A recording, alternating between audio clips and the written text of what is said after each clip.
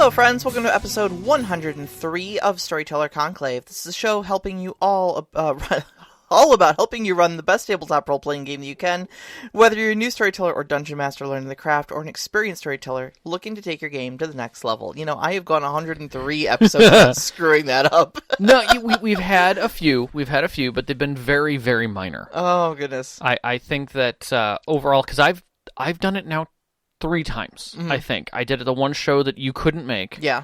I did it another show because you didn't have your show sheet up in time. Yeah. And then I think the other time it was just I snuck in and did it. Like I got in under the wire to do it. And you're rude because I made you answer. But no, I think it's been 103. Next week's our anniversary. Next week is our anniversary. Can you believe that? What is it? 52 times 2, that's 104. It's 2 years of stuff. 2 years of doing this. Does it feel like 2 years? You know, that's for next week. That is for next week. Yeah. That is for next week. This week, strut down memory lane is for next week. Yeah, we will totally strut down memory lane next week. So what's this week? This is an episode about maps. This is an episode about environmental storytelling. This is an episode about maps that tell a story. This is an episode about environmental storytelling using maps. This is a map is a particular location.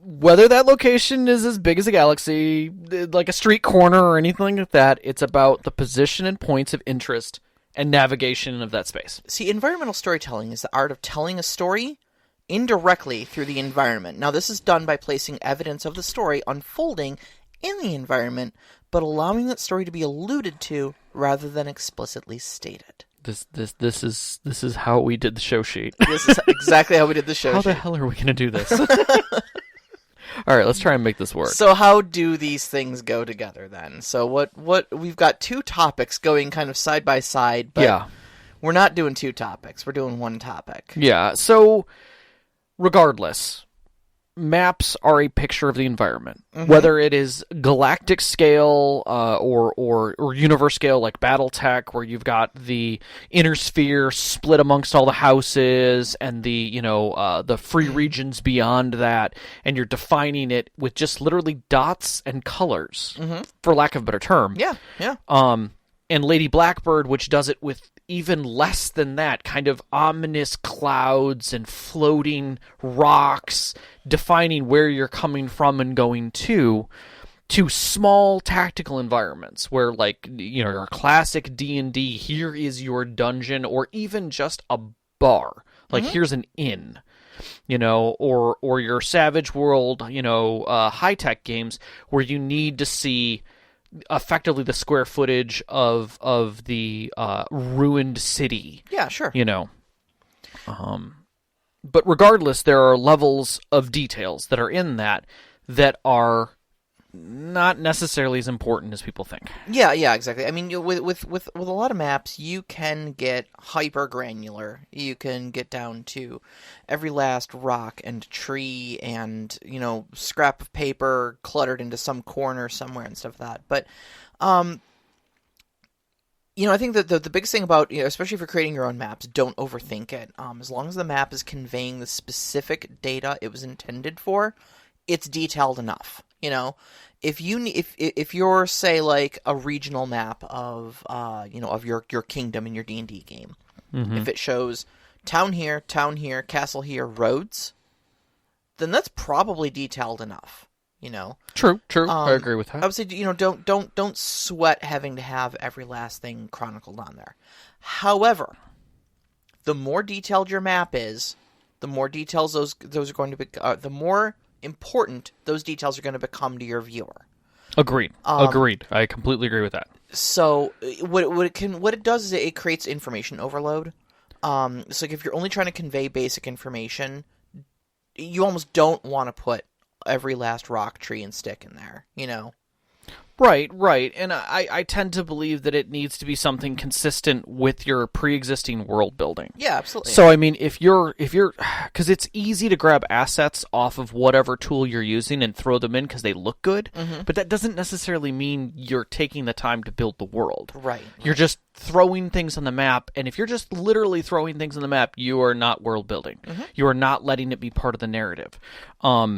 So you have to be careful about where things are being placed. I mean, at a macro level, you may have a castle that's right outside the village that the players are going to, that got sacked by goblins. Why is that village getting sacked by goblins if it's literally right next to the castle? Yeah, exactly. Like, where are these goblins coming from to raid this little village? And why isn't this village important to the castle? And I mean, there might be a really interesting answer to that question, but by and large, on its face, unless you do have a real good twist for why that's the case, it's sloppy, you know. Yeah, and I'm gonna have to say it is that there's two things that always come up. One is that you should try and keep your map to to what is necessary to push the narrative and help with the description. Mm-hmm. Not overdo that. But if you can literally do what a treasure map does, which is show the points of interest that navigate the story, show the direction that needs to be headed, and give a destination, it's clear. Mm-hmm. I mean, if you can translate that to all of your maps so that everything else that goes on that is literally something that is there for flavor, not a distraction, not to draw them into a whole other thing, but is there for flavor, you've accomplished your map's goal. Beyond that, be prepared that anything else you add in is technically part of your narrative. Yeah. It's something your players are going to look at. So, at times, you may not need a map to convey what you're doing. For instance, if literally your players are going to do a scene at a duke's home, right? You don't have to do a map to show the duke's home. Literally, grab a still image off the internet of something that looks like a palace. Doctor it if you need to, or tweak it, or change the colors, or whatever. But a good 2D picture / image / you could even grab just an image of an existing French castle, or a painting even, and say, and say that it's one of the paintings in his home, but it's of the castle. And that way they're getting an image and a feeling, but it's not rote narrative. Right. And they understand that. I think and I think this is definitely something we've put into practice, especially, in this digital time right now when we're using Foundry VTT a lot. I actually started with the practice of using those establishing shots, is what I call them, where you're just using a still image as a background and not doing a full-on map. And I remember, I think it was Sean at one point was digging through some stuff, and he's like, "Well, I need a map of a tavern," and I'm like, "Is there going to be combat in the tavern?" He's like, "Well, no, but you guys should know where you are," and I'm like, "Then just do a picture." It doesn't.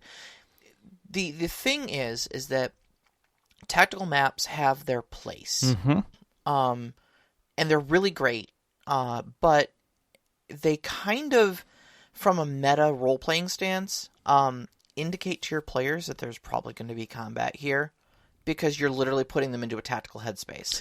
And one of the things that I found was interesting was, I was reading about this, is one of the things that if you have a hard time finding an image, but you do have a map, that maybe another person that it's used that really does a good job of just showing off the area, and it's the image that inspired you to do the scene that way. Remove the grid.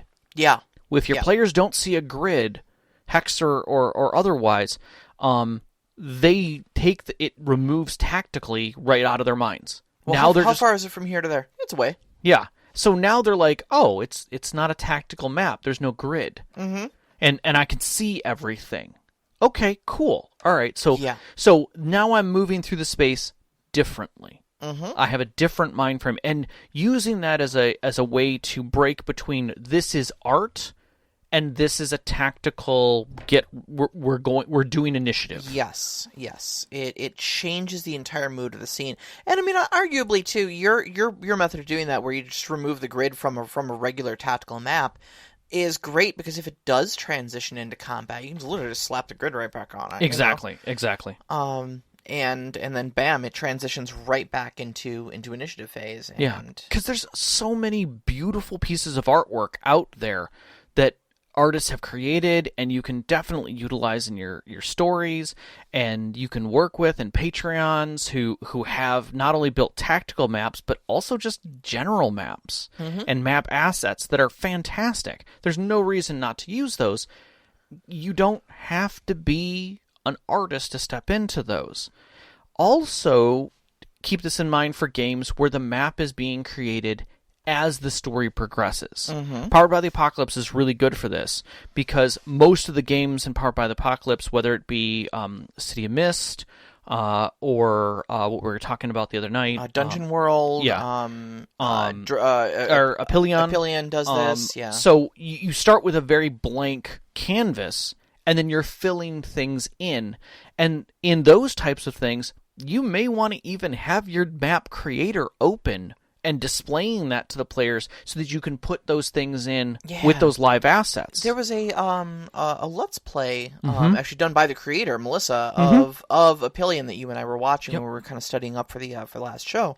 And that's exactly what she did. She had a it was some sort of a web app that had kind of a group thing in there, and everybody was logged into the site, so they were all seeing it and they were all able to draw on it, which was great. So as they were adding their own locations, she was like, "Okay, well, is it up here?" And they were like, "Yeah, it's." And they would just pencil in the area right on the map. Yeah, I love those kind of collabs, because that helps, because it not only enforces the requirements of a good map, but it also allows for that expansion. And I think in a lot of games, I'm not even saying that you have to use this in Powered by the Apocalypse. There's nothing to say that you couldn't do the same thing in a D&D game with your character backgrounds.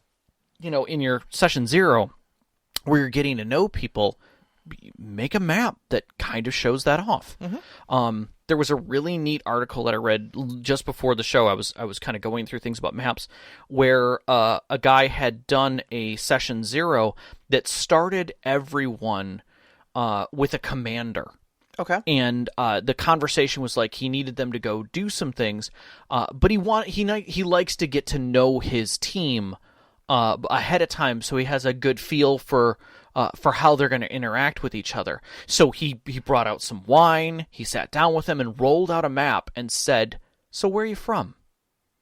And the group just started, he goes, because nothing's ever filled in on these things. They're all tactical, and he explained the mountains and the hills and the cities that were important and the guard areas. So he's explaining the map to the players and the world through gameplay. Sure. But then said, "So where are you from?" And they literally started filling in their tiny villages and stuff. Oh, that's and cool. Just like the DM, the NPC was, "Oh, I was unaware that there were anybody up there. I thought that was only farming villages in that area. Isn't there a water wheel just north of there, or a dam?"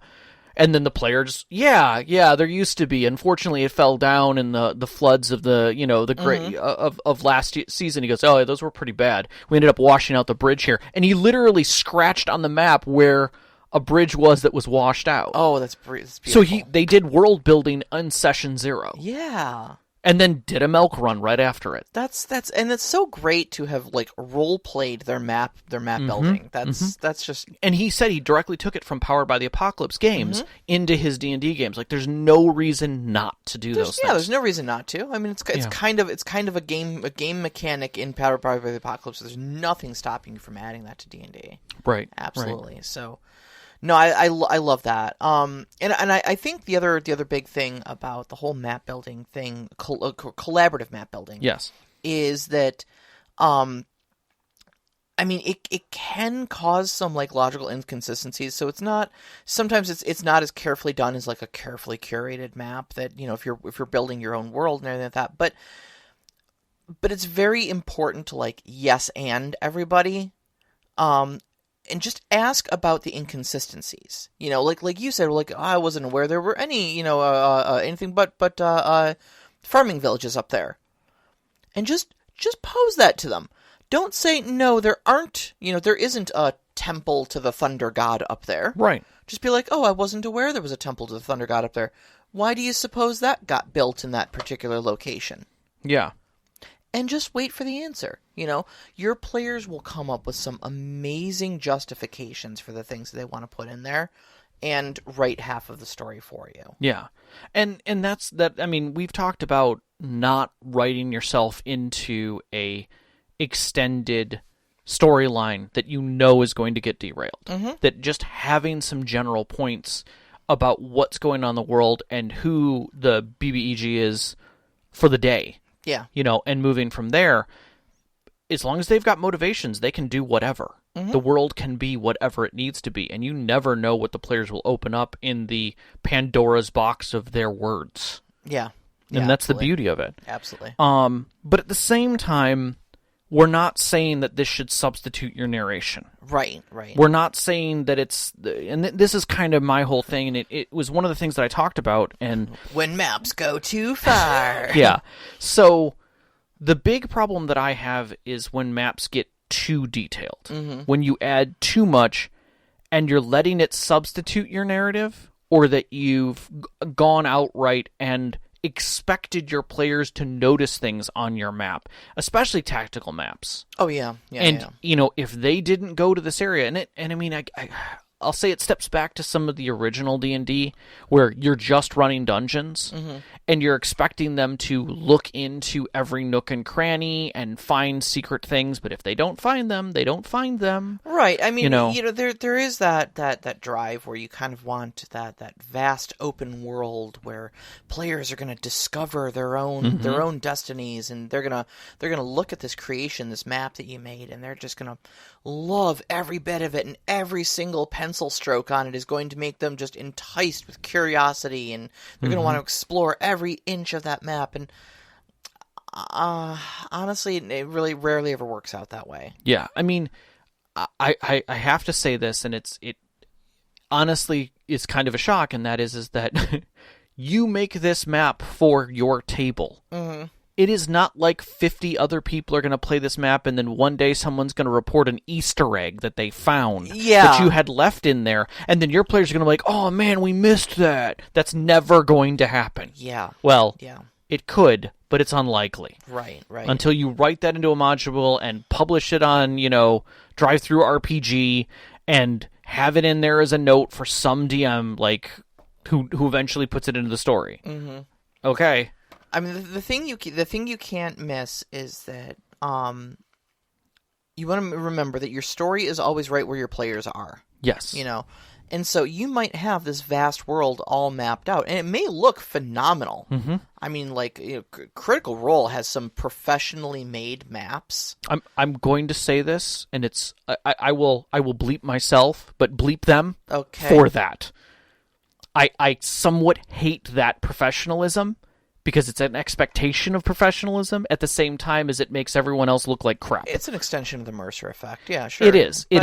But at the same time, though, I will say this again, because it's topical. It's true. Matt Mercer ain't shit. It's true. Okay?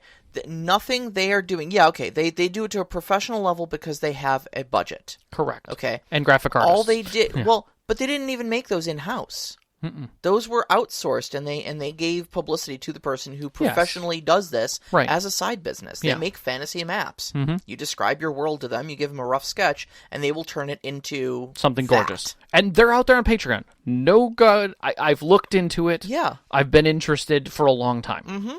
But at the same time, though, you've got great map-making software like Incarnate. Mm-hmm. Beautiful piece. A bunch of them are skipping my imagination right now. Dungeon Fog, and Dungeon Draft are all kind of more tactical map stuff. Yeah. But there are a few hex ones as well. Yeah, there's one or two others that are especially for, like, overland maps. Like if you want to draw like your continent. There's old Campaign Cartographer that still exists. Campaign Cartographer, that's the one I was. That is literally an ancient relic that has been around and is still kicking quite hard.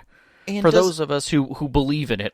Does World Anvil have... Yes, World Anvil does have something in it. Has some map making stuff. I have to do a deep dive on that. I've been wanting to. I really need to get back into taking a look at that. But like with those things at your fingertips and a little bit of creativity, and I'll talk about map making in a minute here, because we're getting to that, because I know a bunch of you were probably having the same visceral reaction as I talk about drawing your own maps that Rob did a few weeks ago. Mm-hmm.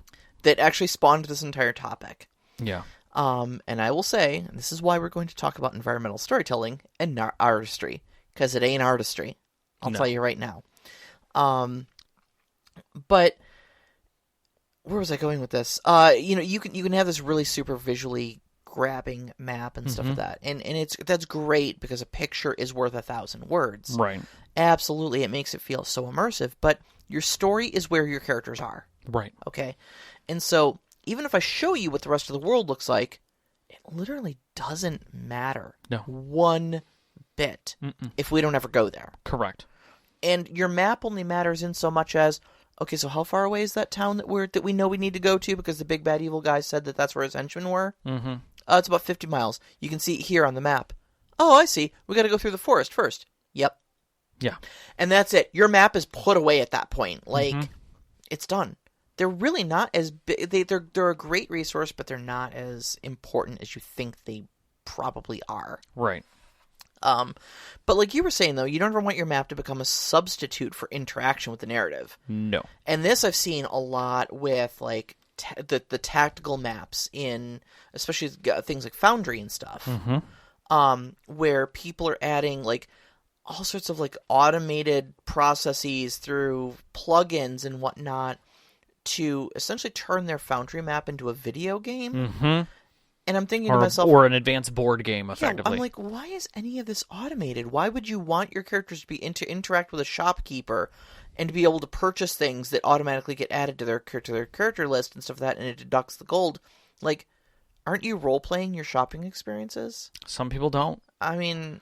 At that point, you're not really playing the same game. Yeah. I mean, it's not for what we're talking about. Right. At that point, you're not storytelling so much as you're building dungeons. You're going back to original D&D. Yeah, and look, and that's your fun is not wrong. Correct. That is a way to play Dungeons and Dragons. 100%. And if you are enjoying that, then I 100%. But we are Storyteller Conclave. Yeah. Not scripted animation or scripted automation conclave. Correct. So, correct. Yeah. Yeah. You're at the other end of the scale. There are definitely shows for you. Yeah, absolutely. Absolutely. And there are definitely resources. So, all right.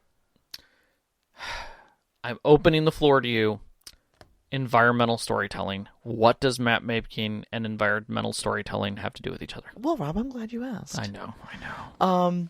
All right, so first off, going back to what environmental storytelling is. Now, we told you that whole story about maps to tell you this. True. Environmental storytelling is using clues in your environment to show evidence of a story unfolding there without actively describing the story itself. So, for example, and this is something I actually did in one of my games, oddly specific example. You walk into the treasure room of a dungeon. There are 3 chests along the far wall. One chest stands open, and it appears to be empty. The chest next to it, is also open, but the glitter of gold shines from within, apparently still filled with treasure.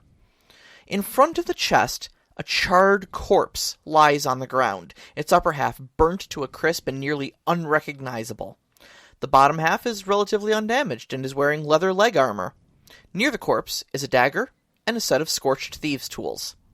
The third chest sits seemingly unopened and undisturbed.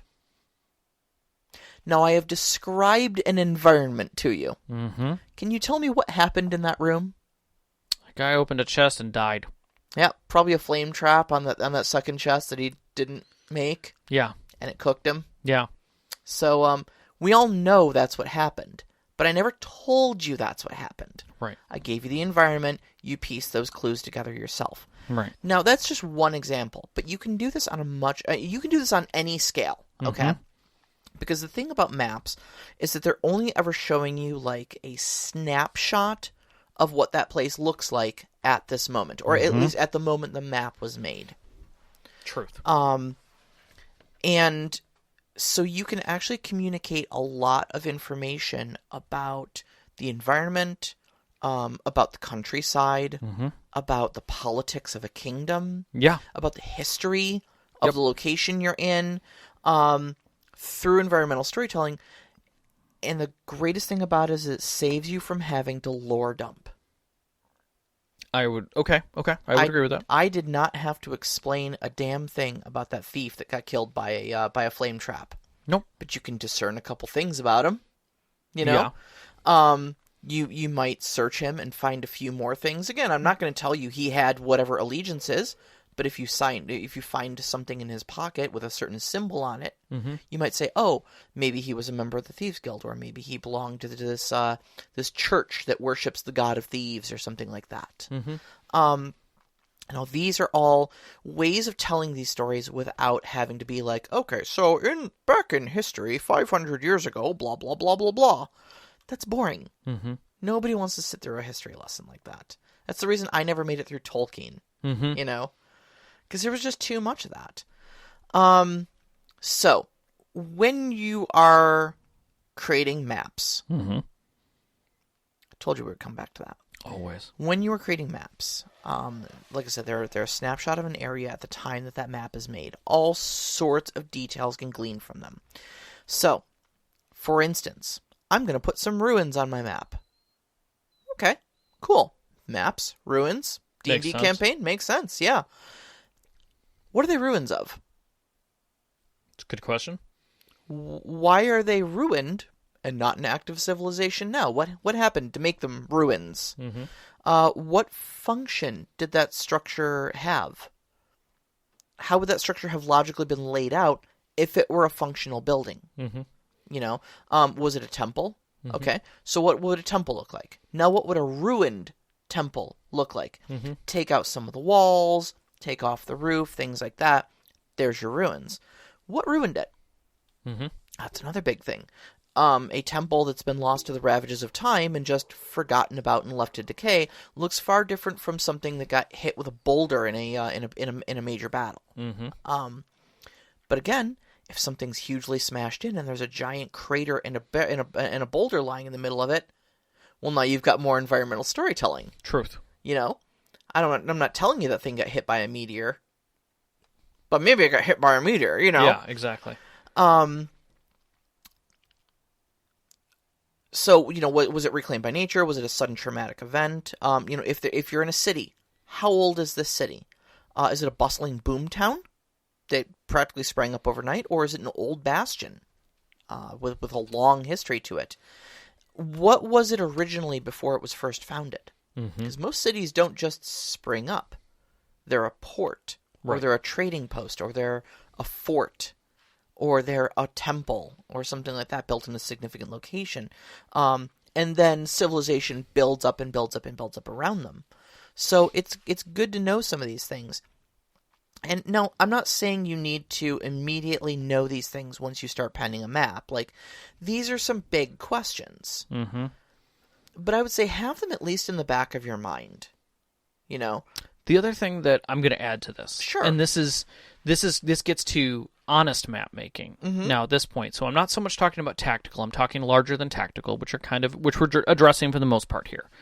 Is that maps that are being made are usually made either for someone or by someone for a very specific purpose. Mm-hmm. It's rare that someone just builds a generic map that has everything on it. Mm-hmm. So that's why sometimes you really want to start, your mind frame is, what am I putting on here that's important, and why, and who is it important to? Yeah. So that when your players are looking at this map, they're seeing it through that lens. Mm-hmm. You know, is this a general map of the county? Who is it for? A duke? Does that make his little town look a little bigger than all the other towns? Mm-hmm. Maybe the farmsteads around it are all labeled, but the ones that are, 2-3 days later are just a town. The farmsteads around them aren't marked. Mm-hmm. So that you're not only telling a story about the contents of the area that the players are going to, but also... But the map itself tells a story. Correct. Yep. So that you're bringing the map into the narrative in a way that is meaningful. Mm-hmm. One of my favorite things that I saw when I was going through the Star League maps was that for BattleTech, specifically for BattleTech, was the difference in the maps. Mm-hmm. One of the maps that I saw was built by most of the maps we see are done by Comstar. Mm-hmm. And it's Makes very sense. clear that they're done by Comstar because Comstar is the center of the map. All of their stuff is very clearly defined. And all the factions are very clearly defined at the time. And it's dated. They're space AT&T. They are the information network. Correct. So it makes sense that theirs would be very detailed and very precise. But if you follow the map for House Liao, it is very focused. You can very much see where they've invaded, what they've lost and will retake, because those worlds are a different color. Yeah, Fourth Succession War, still too soon. Little too soon. But you can see their capitals, effectively, where their positions of power are, and what important Comstar locations they have that must be defended it without question. You can probably also see, like, the hostile Davian front. It's bright and red and obvious. And red, yes. Yeah. Red, because it's a clear and present threat. Correct. And that's red, not typically a color associated with the Federated Suns either. No. Typically they're more on the map in blue. Right. Or gold. But which Comstar was very nice to make, and that's the whole thing is that always identify the perspective. So, for instance, if your map is of the land for a duke and he is not near the sea, the coastline is going to be defined, but there's not going to be major port cities and the fishing areas and what monsters are in the sea, or even islands for that matter. Yeah. They're not going to give two hoots about that. On the other hand, if this map comes from a sea captain and is the sailing routes between two major continents, those are going to be very well defined. The waterways are going to be exceptionally well defined, and the land is going to be kind of minuscule. What's over here? I don't know, a forest or something. Yes. So always think about perspective, because it helps you scope down what is important. Right. Because a lot of times we go macro and we have to put all of the important information out there. You don't. Number one. You don't. If it's important to you, put it somewhere else. Now, see, actually, and I'm glad. Not only did you bring up BattleTech, but you also brought up macro scale, undetailed maps, because that was one of the things we were discussing earlier. Was how much you can actually still tell environmental storytelling from the map of the Inner Sphere in BattleTech, just by where the colored blobs of territory go. Yes. So you see a big blue blob. That blob is the Lyran Commonwealth. Okay, cool. Except there is like a gigantic red blob that kind of stabs into it, and you're like, oof, that didn't used to be the border, did it? Nope. That big red stab is. Those are enemies, aren't they? Yes. Yep. Right there is when he realized he effed up. Yeah, exactly. And you can, but by looking how some of the borders are odd, some you can see, certain blobs of territory impinging on other blobs, or maybe joining up with other blobs in odd places. And we're literally talking about colored oblong shapes encompassing dots that represent, habitable worlds. In a grand space and galaxy. That's literally it.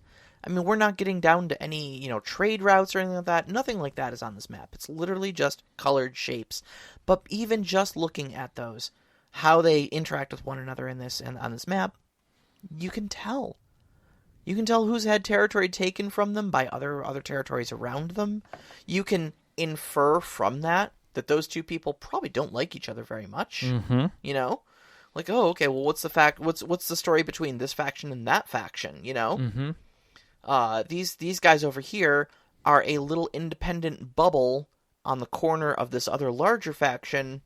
How are they still independent? Well, and that was the other thing is that sometimes you can also show where things have been conquered by the names or symbols. Legends are important on a map. Yeah. So when you've got something that looks like there's a keep here, there's a keep here, there's a keep here, that are clearly defined and taking, or are covering these areas, and they have names that are representative of that land, Duke Elling's keep, Lord Romano's keep, and whatever. Yet two of those guys' keeps are now under the control of another group and have been renamed. So the name is scratched off and there's a new name in there. Yep. Gives you a lot of feeling of like, oh, this war has not been going well. That's why, when Star Trek Deep Space Nine was always my favorite. Yeah. And every time Gul Dukat would come aboard, he would refer to the station as Tarak Nor. Right.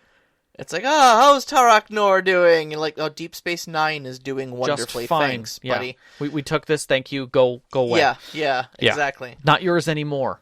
Yeah. But it's Istanbul, not Constantinople. But just that one line, though, again, kind of alludes to its history. Like, sometimes you kind of forget that it's a Cardassian space station, you know? Yeah. And it refreshes that memory of like, yeah, it's not a Federation facility, in spite of how many Federation people are there. Mm-hmm. So let's talk a little bit about tactical and battle maps, too. Okay. Because this kind of comes to the crux of what brought us to talking about this in the first place, was Rob and I had a conversation where he said, yeah, I'm having some problems putting together tactical maps for my game. I said, what's the problem? You've got Dungeon Draft, right? He's like, yeah, but I'm not a good artist. And I said, oh, Rob, I'm smug. I mean, you are. I am smug, but that's not the point. I said, that's the good news. It's not art. You don't have to be a good artist. If you have a map-making tool like Dungeon Fog or Dungeon Draft, Incarnate, there's a number of them we mentioned earlier, it's just environmental storytelling. And you said, what? And I said, yes, let me show you. So, here's the thing. You are making a tactical map because something important is happening there, right? So, for you, it was the big gates in front of the sealed-off Orc Kingdom. For me, it was the old Iliad ruins of a crypt that now served as the headquarters for a gang of necromancers. Okay? So, we already know the story behind these locations because we're good storytellers, and we've written a very rich description of these things. We know why these things are here. We know what function they serve, etc., etc. What it was used for, why it was built. What is it now? What has it been repurposed from? If it's been repurposed from a past function, how have those changes affected the environment? We know all of these things. And we're going to write a word description of them anyway, right? Maybe not. I mean, maybe not. Sometimes in our narration, whatever. But at least in our mind's eye, we know what they look like. Right. And we know if we were playing without pictures and without tactical maps, you would still have to describe the location to us, 100%. Right? So just draw what you're going to describe. And every time you've said that, it has never been easy for me. It sounds really difficult, but here's the thing. If you're going to be like, well, the room is 60 foot wide by 80 foot deep. Hey, great. We're already drawing on a grid. Just draw that box. All right, cool. What's the floor like in here? Is it stone? Okay, select a stone texture off of your textures grid. Cool. Now you've got a 60 by 80 stone floor. We're halfway there. Okay. What else is in here? There's some pillars. Cool. Search in your assets for pillar. Find one that looks roughly the same. Right. Where are the pillars? Here, here, here, and here. All right, cool. What else is in there? There's wall sconces. Cool. Not only do these things have wall sconces as in their assets, but they've got some lighting too. Yeah. How bright are those wall sconces? We can tweak that too. Do they flicker a color? Yeah, exactly. Are they like in mine? They were blue because they're made with magical crystals. They're not flames. So, but you just go through each and every one of these things. Okay, so like in my dungeon, for instance, I had a tomb that had been repurposed as a bandit hideout. Yes. Okay, so the layout should be like a tomb, unless the bandits have dug new tunnels. So essentially what I'm making is not a bandit hideout, I'm making a tomb. Right. Now, if they have dug new tunnels, that's cool. Absolutely put those in there. But they shouldn't look like the tomb. And again, that's more environmental storytelling, because you're going to have these rough-hewn tunnels cut out of what is essentially a ceremonial stone tomb. Right. Okay? So that's just more environmental storytelling. This place does not look like that place, therefore, we can discern certain things from our environment. Right. Okay, so now, we've got bandits living in this old abandoned tomb, right? What would they need to live there? A place to eat? Supplies. Place to sleep? place to store their supplies, maybe some sort of latrine or chamber pots or something like that. All the basic stuff that you will need to live, essentially. Right. Okay? So, then it also begs the question of, what did they do with all the old tomb stuff? Because, I mean, tombs aren't necessarily known for just being giant 60 by 80 empty rooms. You know, there's going to be like sarcophagi in there. There's going to be a bunch of skeletons and maybe some decorations, maybe some statues, memorials to the people who are buried there, as well as things that they left. Yeah, people exactly. might have brought in memorial of and or offerings. Mm-hmm. So, like in mine, for instance, Mm-hmm. I had one room that was filled with sarcophagi. Mm-hmm. I had the room next to it was also filled with sarcophagi, but every one of those was pushed up against the wall to essentially clear the floor space, which was covered in, like, there was a campfire built in the middle, a bunch of little bedrolls strewn all over the place, some boxes and crates with food in them. Mm-hmm. It was their little living quarters. Mm-hmm. I had a table with some cards set up on it, like Yep. they were just killing some time. Mm-hmm. All of these things are great little bits of environmental storytelling for you. Mm-hmm. They show how a tomb became a bandit hideout. Right. And none of that was anything I had to draw. No. If you're using a map making piece of software, like I use Dungeon Fog to make mine, Right. built right into it there are asset packs that And have like that are growing. search for sarcophagus. Do you want the open sarcophagus or the closed sarcophagus? Yeah. Would you like an Egyptian looking one or a European looking one? And I ended up going back to the patrons that I had paid for, and got their assets as well, which Yeah. I keep adding to mine. And they all have very different art styles. Yeah. So sometimes I end up mixing art styles, but whatever. But one way or another, though, it's not difficult for you as a storyteller who says that you're not a good artist to go in and just be like, okay, well, there's some rocks over here. And that's all you need to know. There's some rocks over here. Are they large rocks or small rocks? Right. And then you've got assets that match those things, and you can put them in. Mm-hmm. You can move them around. You can delete them. You can change their shape, their rotation, their color. Yep. And you don't have to draw a single thing. Yeah, I think my problem comes into, because I feel like I've gotten better at doing my tactical maps, without a doubt. Yeah, you have, absolutely. I think my challenge comes into wanting to try and figure out better ways to handle more macro imagery. Mm-hmm. And so I've had to move to, like you have with finding still art that achieves the same goals and still gives me the same environmental storytelling without breaking the immersion of the world that I've created. Yeah, absolutely. And that's always a challenge, especially for interiors. Exteriors, you can find forests and mountains and things that fit well enough. Yeah, definitely. But finding, like, I need to find a Romanesque-looking city that doesn't have humans in it. Right, without cars. Without cars and, like, that isn't some ancient art. So mixing different art forms to get what I want is sometimes a challenge. It is a dig to do that. Yeah. But at the same time, it's a lot less effort than hand building a tactical map that I'm never going to be using for tactical stuff. Yeah, exactly. It makes a huge difference. Now, that being said, there are some mapping programs that are very robust that let you basically do effectively Minecraft-style building at speed in 3D. Oh, well.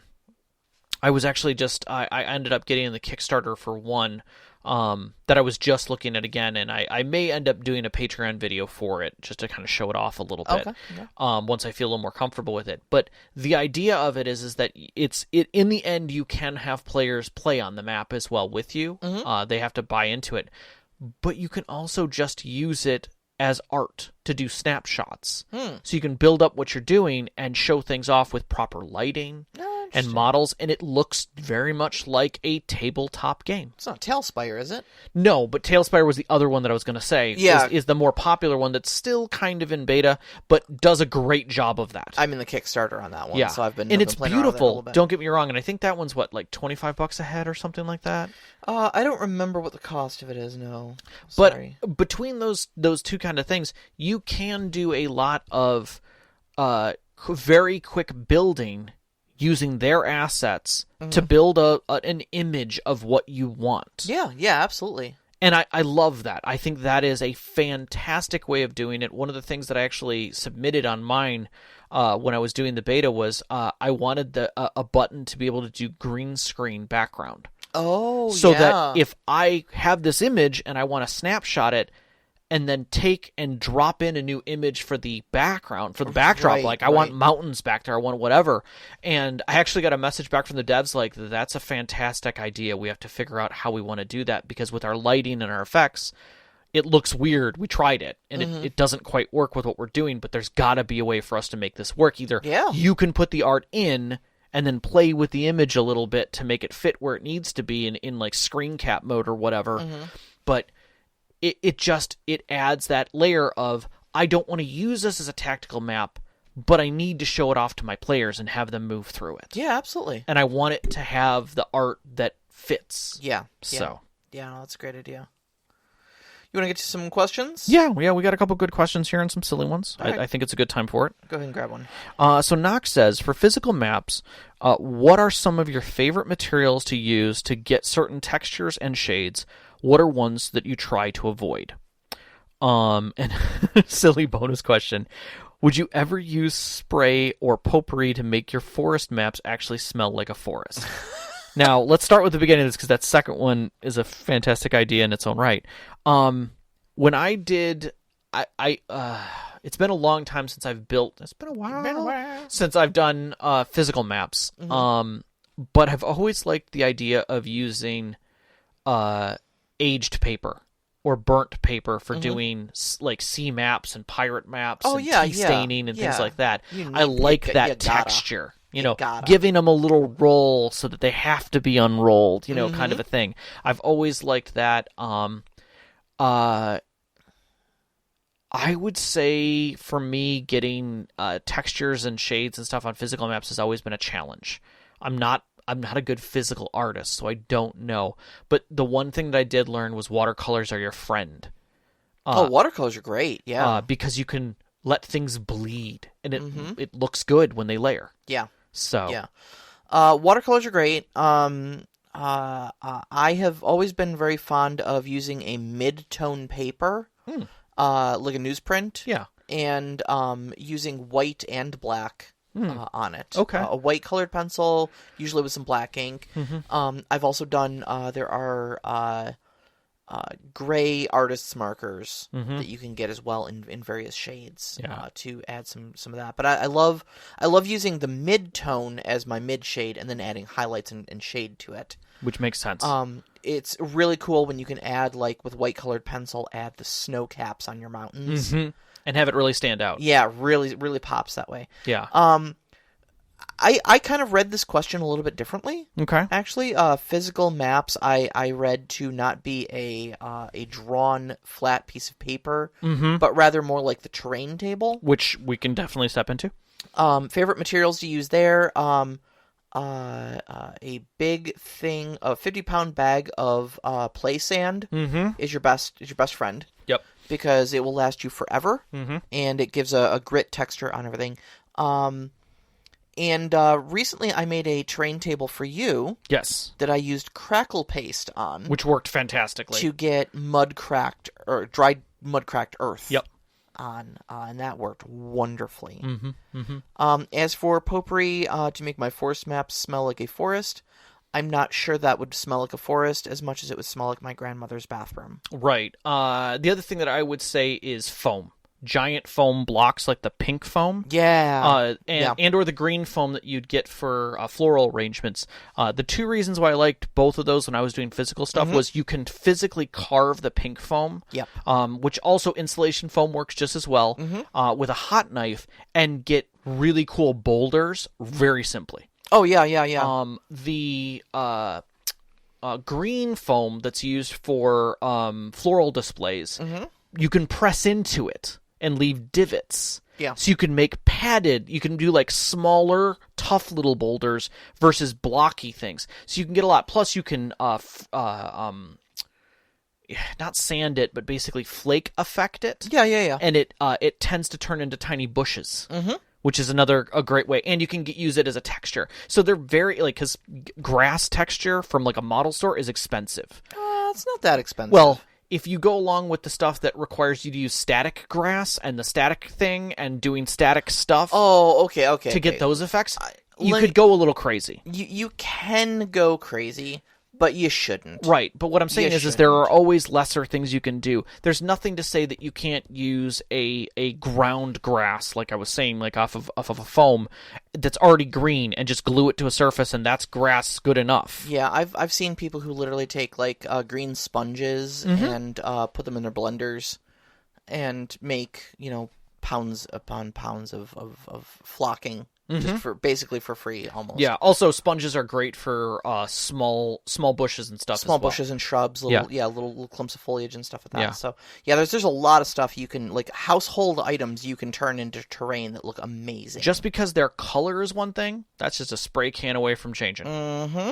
Yep. And start with any basic shading tutorial on YouTube, and they will teach you the same techniques to go from primary colors into a shading to make it look like what it needs to in 3 steps. Yeah. And then you could go crazy with it, but honestly, if they're only going to glance at it because it's a rock, follow those 3 steps and it will always look good. There's a lot of good crafting tutorials on YouTube as well. Black Magic Craft is the first one that comes to mind. Yeah. But I think like DM Scotty is another one. Yeah, there's a Terrain Master, but I'm getting that one wrong. Who I watch all the time because his stuff is just incredible. Yeah, and like I said, you can like Luke's APS too. Yes, Affordable Painting Service or something like that. Yep. Luke's APS. Yep. I love watching Luke, but you got to keep in mind that some of the people that you're going to find on YouTube are like professionals, and they do go crazy building like gigantic 12-foot boards and stuff like that are hyper photorealistic and whatnot.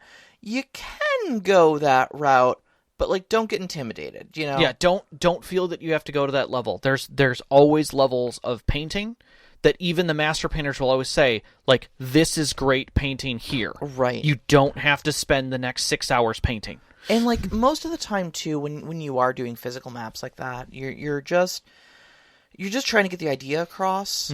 Like, again, you don't have to make it photorealistic railway, perfect to scale, sort of stuff. Like you did some phenomenal castle interior terrain out of cardboard and printed paper. Yeah, that was glued to it. It worked great. And I still have them, and I will continue to use them. Phenomenal, and it made it like instant. We could tell what you were trying to convey to us. And that guy's pages are amazing. All of his stuff is effectively free. It's pay what you want, and I paid for all of it. I think it cost me $11 to get 11 PDFs. And it's been phenomenal. I love it, and I literally have more cardboard waiting for the next thing that I need to do with it, just so that I'm prepared. Yep. Can't beat that kind of stuff. Knox says, see, my problem with 3D modeling projects is wasting time adding details that nobody will notice, but I know they'll be there. It's an obsessive personal standard thing.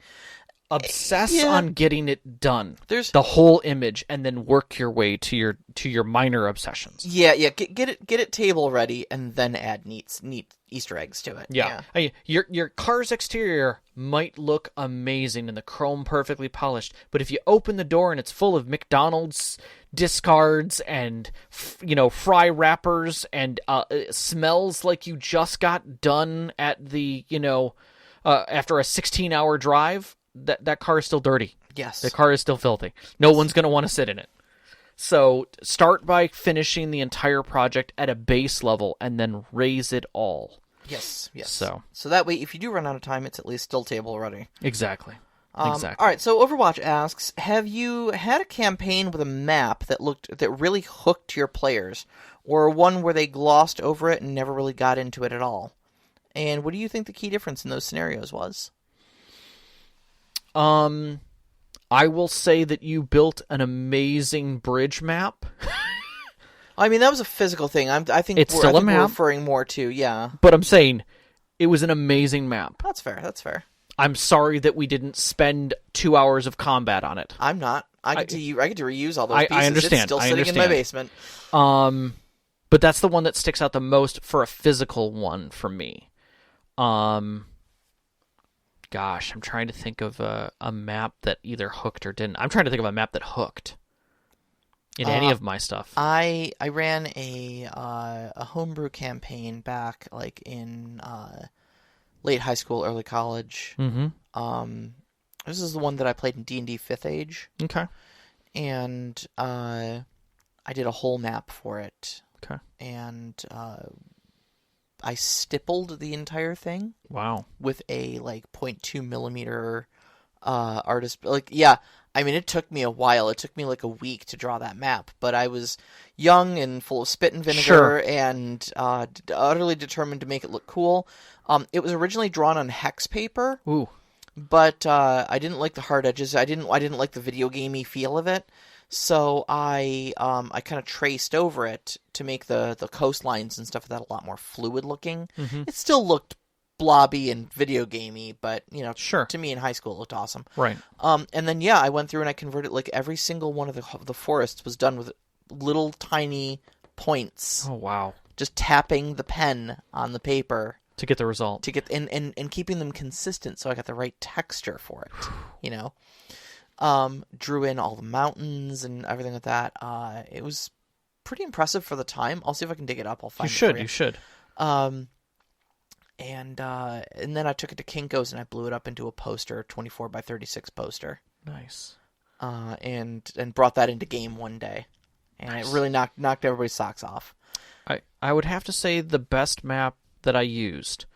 I was very young. I was working with my mom at the hospital that she worked at, and they were doing some redesign of her floor at one point, and the wing that she was working in, which was being used for education and training, basically. Okay.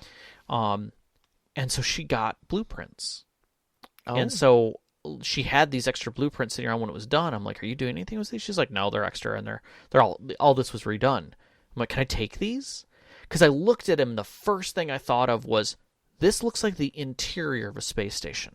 Oh, neat. Like, it had these giant hallways, and then these little corridors, which could very well be air ducts and things like that. Yeah. And my brain went to, this is Robotech. Uh-huh. This is a Zentradi station, and you need to fight into this. And I used it for that. And it was fantastic. I've always wanted to do that. So, and the players liked it. They really did. And I just brought it as the map that they had. Mm-hmm. And then I filled in details as they found things. Can you think of a time that a map ever fell flat for you? Not one that I put a lot of effort in. Yeah. I will flat out say anything that I put effort into came back to me as a good thing, but anything else... And I think that might be the takeaway from this, too. Yeah. Like, if you put effort into a map, you'll get stuff out of it. Like, it's very rare that it'll fall flat. My one that didn't actually show up to the players. My tactical map that failed. There we go. There you go. Yep. Absolutely. All right, so next week's topic is our anniversary episode, where Yes. we've been and what's to come for our Storyteller Conclave. It's going to be a bit of a chatty episode, bit of a retrospective episode. Yeah, I think we'll be talking a lot about where we've been and maybe where we're going to go. Do you want to open up live chat for everybody? Yeah, I might. To everybody, not just Patreons? Yeah, so if you guys are listening to this and you want to join us in the live chat next week, we will crack that egg for everyone else. Come join us. Join us up on our Discord and join us in the live chat. It's gonna be a lively discussion. So you can find us on Twitter at @ST_conclave, on Instagram at @ST_conclave, MixLR on Wednesday nights that you're hearing right now if you're listening to us at mixlr.com/StorytellerConclave at 7 p.m. Eastern. You can find our link for our Discord on our Twitter page or up on our website at StorytellerConclave.com. We invite all of our listeners to go to our Twitter, our Instagram, and our Facebook page now and like and comment on all the wonderful posts that we're starting to put up now. You should start seeing those links, and we really, really would love the traction.